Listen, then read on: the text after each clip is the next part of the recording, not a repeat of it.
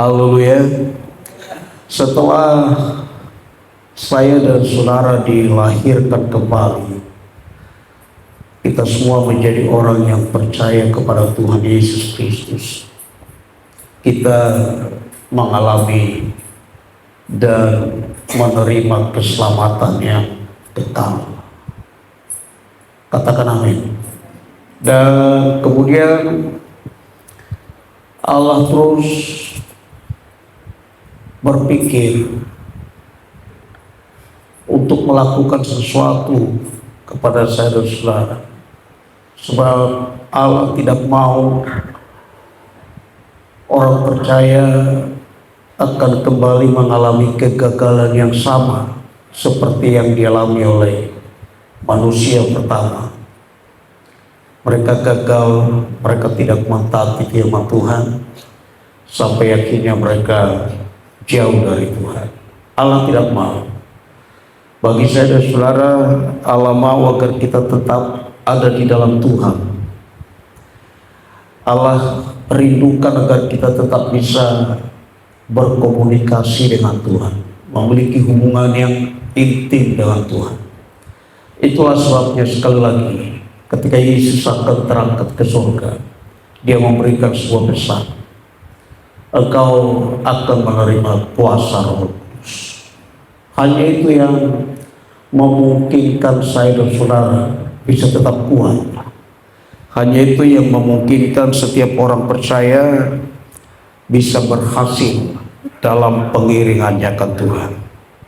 Haleluya. Mari Bapak Ibu, saya mengajak kita semua untuk belajar dari Alkitab firman Tuhan, Mazmur pasal 20 ayat 6 hingga ayat yang ke-8.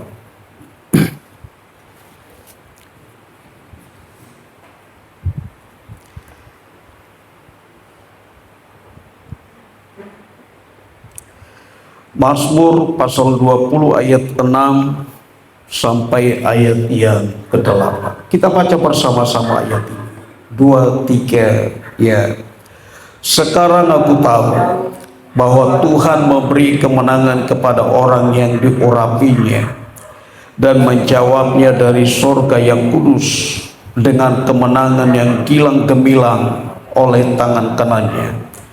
Orang ini memegahkan kereta dan orang itu memegahkan kuda, tetapi kita bermegah dalam nama Tuhan Allah kita. Mereka rebah dan jatuh, tetapi kita bangun berdiri dan tetap tegak. Puji Tuhan. Ayat ini merupakan satu kesaksian Daud, seorang raja yang diurapi. Dia bersaksi tentang pengalaman dan perjalanan hidupnya, tentunya sebagai orang yang diurapi Tuhan. Kesaksiannya ini merupakan satu pengalaman pribadinya sendiri, bagaimana Allah telah menempatkan dirinya sebagai seorang yang istimewa dibandingkan dengan orang lain.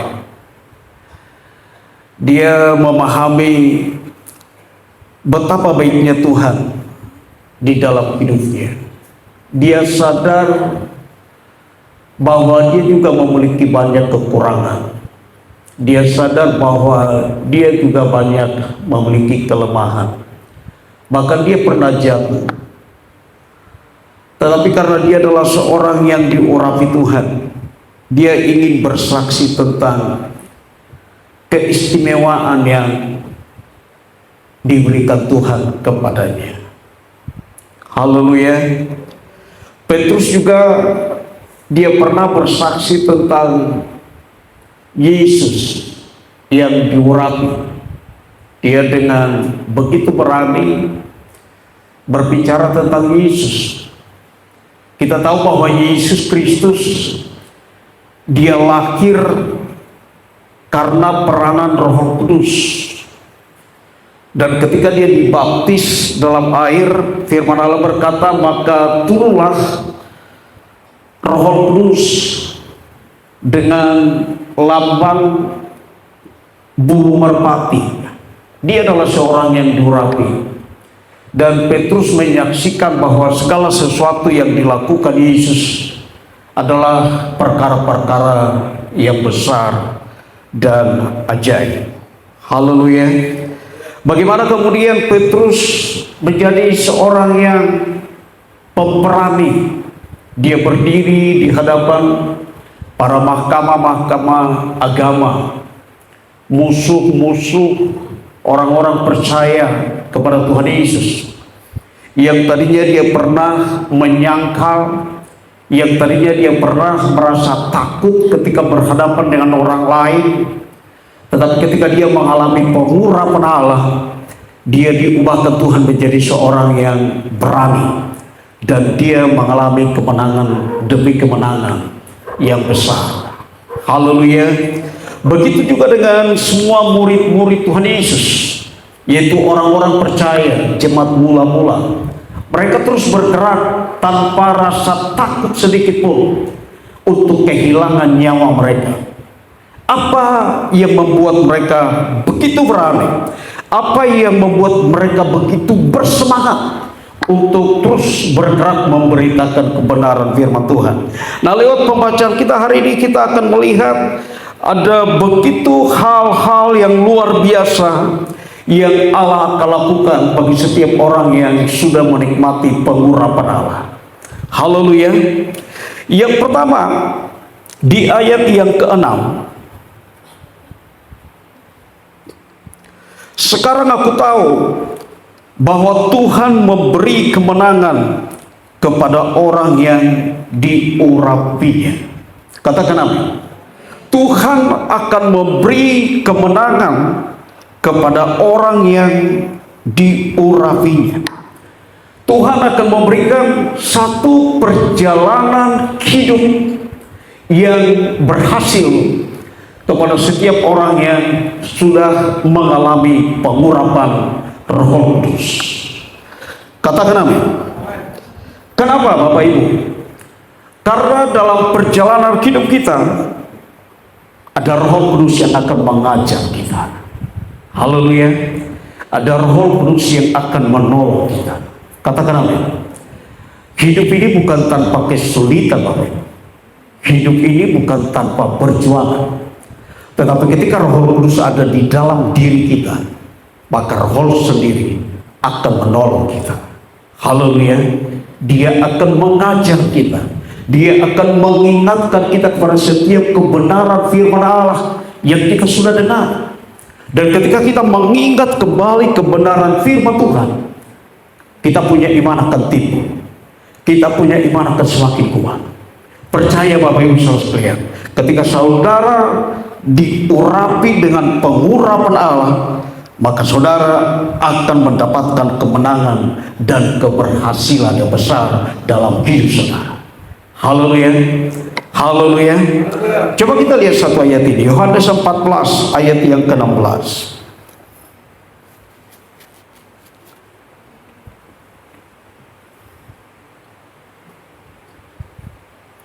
Yohanes pasal 14 ayat yang ke-16. Kita baca bersama-sama ayat ini. 2, 3 ya. Aku akan minta kepada Bapa, dan Ia akan memberikan kepadamu seorang penolong yang lain. Supaya apa Bapak Ibu?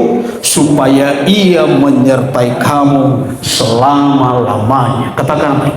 Dari ketika saudara menerima Roh Kudus, ketika saudara mengalami kepenuhan Roh Kudus, maka Roh Kudus yang ada di dalam diri saudara, Dia tidak akan pernah meninggalkan kita. Amin saudaraku. Dia akan menyertai kita untuk selama-lamanya, dan dalam penyertaannya Dia akan bertindak sebagai seorang penolong. Itulah jaminan. Kenapa kemudian Raja Daud berkata, sungguh Dia memberikan kemenangan kepada orang yang diurapinya. Katakan amin. Yang kedua, kita perhatikan kembali ayat ini. Ayat yang ke-6 bagian B. Sekarang aku tahu bahwa Tuhan memberi kemenangan kepada orang yang diurapinya. Terus kita baca ayat ini bersama-sama, 2, 3, ya. Dan menjawabnya dari sorganya yang kudus dengan kemenangan yang gilang gemilang oleh tangan kanannya. Katakan amin. Yang kedua, ketika saudara mengalami kepenuhan Roh Kudus, ketika saudara mengalami pengurapan Allah, maka doa-doamu akan dijawab oleh Tuhan. Katakan amin. Setiap doa-doamu, setiap pergumulanmu, setiap seruanmu, firman Allah berkata, mintalah maka engkau akan menerima. Doamu akan dijawab oleh Tuhan, dan Dia akan memberikan kemenangan gilang gemilang oleh tangan kanannya. Katakan amin. Tangan kanan itu berbicara tentang kuasa. Tangan kanan itu berbicara tentang perbuatan. Nah, ketika saudara diurapi Tuhan, ketika saudara mengalami kepenuhan Allah, maka doamu akan dijawab dan Tuhan akan turun tangan untuk menyelesaikan setiap masalah dan persoalan hidupmu. Haleluya. Dan yang ketiga, kita akan kembali baca ayat ini. Di ayat yang ke-28, Raja Daud kemudian membandingkan kehidupan seseorang yang sudah menerima Roh Kudus dengan orang fasik. Di ayat yang ke-7 bagian A, orang ini memegahkan kereta dan orang itu memegahkan kuda. Siapa yang disebutkan dengan orang ini dan orang itu? Orang ini memegahkan kereta dan orang itu memegahkan kuda. Tetapi kita bermegah dalam nama Tuhan Allah kita. Katakan amin. Nah, orang ini, orang itu adalah gambaran orang fasik, orang yang tidak mengenal Allah, orang yang tidak mengandalkan Tuhan di dalam hidupnya. Tetapi mereka adalah orang-orang yang memegahkan kekuatan kereta, orang yang memegahkan kekuatan kuda. Lalu dia memberikan perbandingan dengan orang yang bermegah di dalam Tuhan. Orang yang bermegah di dalam Tuhan adalah orang yang mengandalkan Tuhan di dalam hidupnya. Orang yang terus bersandar dan berserah diri kepada Tuhan. Orang yang berkata, kekuatanku tidak akan pernah sanggup untuk melepaskan aku. Itulah sebabnya aku sangat memerlukan pengurapan Allah. Haleluya. Lalu di ayat yang ke-8 katakan, mereka rebah dan jatuh. Orang ini, orang itu akan menjadi rebah dan jatuh. Katakan amin. Tetapi orang yang mengandalkan nama Tuhan akan bangun berdiri dan tetap tegak. Haleluya. Itu artinya Bapak Ibu Saudara sekalian, keistimewaan yang ketiga, bahwa Allah memberikan daya tahan yang kuat kepada setiap orang yang percaya. Tantangannya bisa sama, persoalannya bisa sama, tetapi Tuhan memberikan satu kekuatan untuk tetap dia berdiri dan tetap dia tegak. Haleluya. Haleluya. Adakah di antara saudara yang sampai hari ini tidak pernah mengalami masalah? Kalau saya berkata pada saudara, memberikan saudara waktu untuk berbicara, maka saudara akan cukup banyak pengalaman-pengalaman pahit dalam hidup saudara. Betul Bapak Ibu Saudara sekalian? Haleluya. Tidak ubahnya seperti saya. Saya juga banyak mengalami pengalaman-pengalaman yang sulit, masa-masa yang sukar. Tetapi syukur, Tuhan tetap membuat saya dapat berdiri dengan tegak. Haleluya. Saudara juga akan mengalami hal yang sama. Itulah sebabnya dalam kitab Mazmur pasal 37 ayat 23 sampai ayat 24 berkata seperti ini.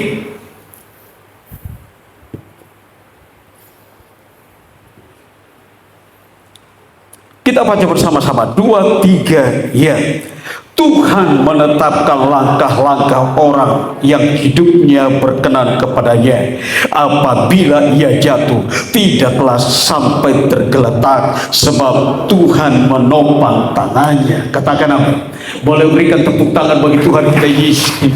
Tuhan menetapkan langkah-langkah orang yang hidupnya berkenan kepadanya. Siapakah orang yang berkenan kepadanya? Orang yang berkenan kepadanya itulah orang yang diurapinya. Orang yang berkenan kepadanya lah Allah kemudian mempercayakan Roh Kudus untuk tinggal dan berkarya di dalam dirinya. Firman Allah berkata, Tuhan menetapkan langkah-langkah orang yang hidupnya berkenan kepadanya. Apabila ia jatuh, tidaklah sampai tergeletak, sebab Tuhan menopang tangannya. Haleluya, haleluya. Bapak Ibu Saudara sekalian, luangkan waktu saudara untuk berdoa. Katakan amin. Luangkan waktu saudara untuk mencari hadirat Tuhan. Haleluya.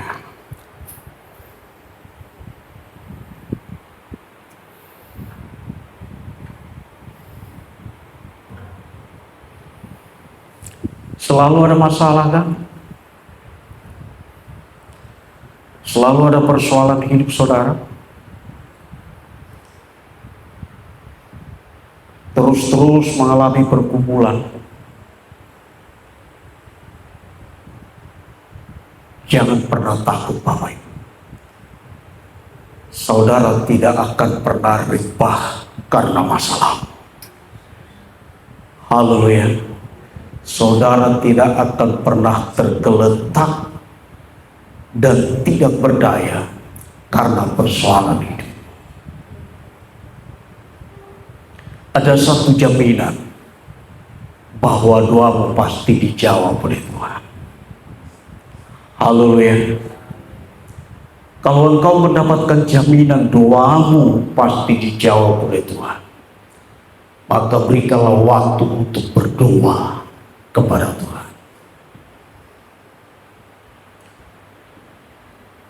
Kalau engkau tahu bahwa Tuhan akan terus menopang hidupmu, maka berikanlah kesempatan kepada Allah untuk berkarya di dalam engkau. Datang kepada Tuhan. Haleluya. Kemudian letakkan semua persoalan. Apa kebutuhan? Beritahukan kepada Tuhan. Apa pergumulan? Kasih tahu kepada Tuhan.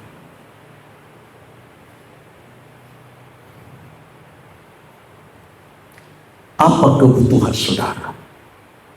Pemulihankah?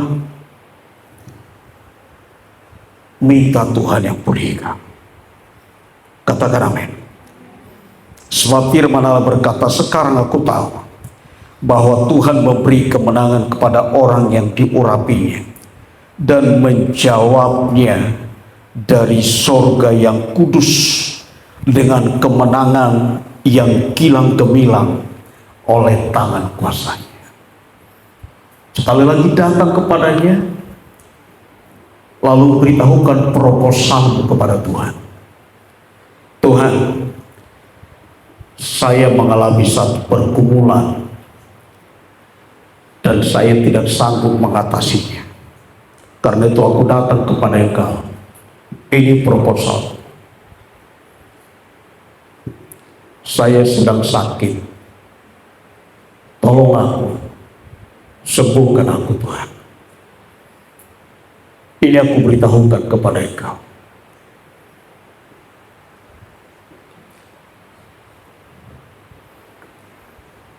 Engkau datang kepada Tuhan dan katakan, Tuhan, saya rindu ekonomiku dipulihkan. Sudah bertahun-tahun aku berjuang, tetapi ekonomiku tidak bangkit-bangkit. Aku sudah coba dengan kekuatanku sendiri. Aku tidak bisa. Ketika mulai berbicara tentang pergumulan untuk sebidang tanah ini, begitu pemilik tanah itu berikan itu untuk kita pakai menjadi lahan parkir, Saya sering berjalan di atasnya dan saya mengklaim bahwa tanah ini akan menjadi lahan parkir gereja permanen. Amin, saudara. Tetapi sampai sekarang tidak ada tanda-tanda. Saya duduk di kaki Tuhan dan saya katakan, aku tidak mungkin mengandalkan jemaat. Dan aku katakan kepada Tuhan, kalau dulu waktu aku masih muda, waktu saya usia 30 tahun, saya masih berani cari dana. Tetapi sekarang kalau saya hadir di satu gereja, gereja banyak berpikir saya sponsor. Karena usia saya sudah hampir 60 tahun. Lalu saya katakan, Tuhan, semua mentok.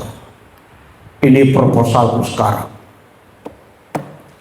Dan aku tahu Tuhan pasti mengadakan mujizatnya. Haleluya. Haleluya. Karena ada jaminan Dia akan menjawabnya di surganya yang kudus dengan kemenangan yang kilang gemilang oleh tangan kanannya. Berikan waktu untuk engkau menikmati hadiratnya Tuhan. Di sana engkau akan mengalami kekuatan baru. Katakan amin. Haleluya. Engkau mungkin akan melihat orang menjadi rebah. Engkau akan melihat orang menjadi jatuh. Tetapi ada satu jaminan. Engkau akan tetap bangun berdiri dan engkau akan tetap tegak.